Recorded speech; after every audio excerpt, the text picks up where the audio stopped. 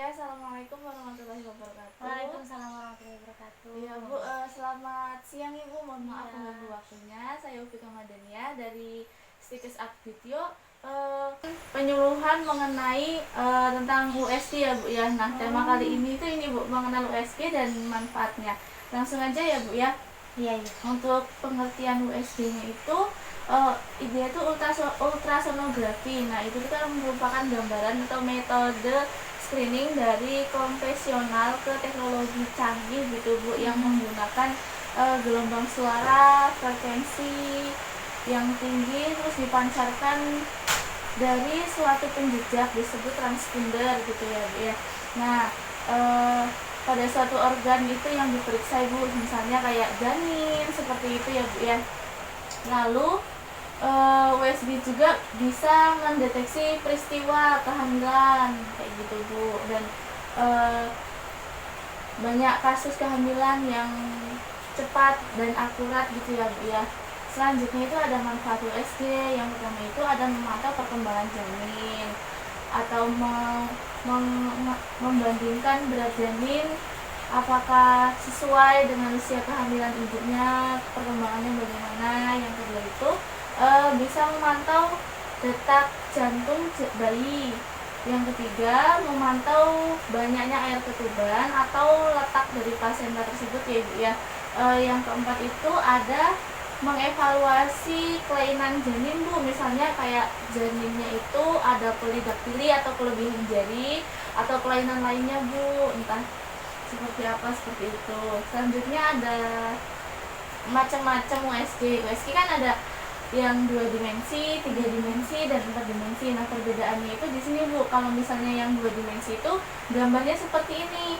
Ya, jadi dia hanya berbentuk garis-garis seperti itu aja Bu. Warnanya juga hitam putih, dan ini bentuknya lebih seperti kita kalau misalnya foto ronsen seperti itu ya Bu ya. Nah, yang 3 dimensi itu udah mulai kelihatan Bu, udah mulai kelihatan kayak gini. Ada kayak udah kelihatan hidungnya, bentuk wajahnya seperti itu. Sedangkan yang 4 dimensi ini lebih jelas Bu, bahkan bisa direkam dalam bentuk video seperti itu ya Bu ya. Setelah itu aman nggak sih USG itu untuk janin? Nah, di sini Bu emang dari pemeriksaan USG itu bisa memancarkan panas ya Bu ya.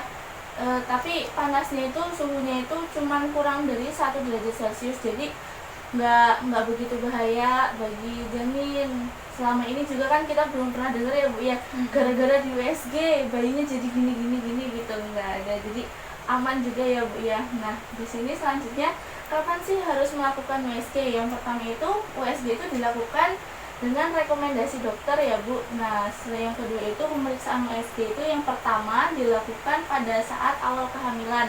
Nah, itu kan untuk mengetahui benar nggak sih kalau misalnya ibunya ini hamil, selain melakukan tes pack itu ya Bu ya. Nah, yang ketiga itu ada pemeriksaan yang kedua itu bisa dilakukan pada saat usia kandungan masuk 20 minggu seperti itu.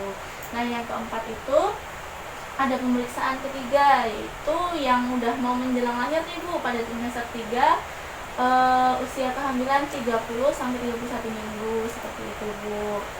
Nah, mungkin seperti itu aja Bu materi yang bisa dipaparkan oleh saya. Apakah ada pertanyaan Bu, atau saya kurang jelas atau kurang cepat Bu? Cepetan. Nah, jadi saya mau nanya itu berarti kalau USG itu penting gitu ya? Iya, penting Bu. Terus berarti kalau seandainya pas kehamilan pertama itu berapa kali dianjurkan USG? Atau sesuai dengan dokternya gitu? Sesuai anjuran dengan dokter Bu. Kalau misalnya ibu menyesuaikan dengan kebutuhan juga seperti itu. Misalnya pada trimester pertama itu ibu ngalamin pendarahan. Nah, nanti itu bisa dilihat dari USG tersebut, pemeriksaan USG tersebut ya Bu ya. Tapi itu sesuai dengan anjuran dokter aja ya. Gitu. Iya. Ada lagi Bu? Oh iya udah. Kayak sekian dari saya ya Bu ya. Terima kasih udah mau meluangkan waktunya. Ya, sama-sama Ya. Mbak. Assalamualaikum warahmatullahi wabarakatuh. Waalaikumsalam.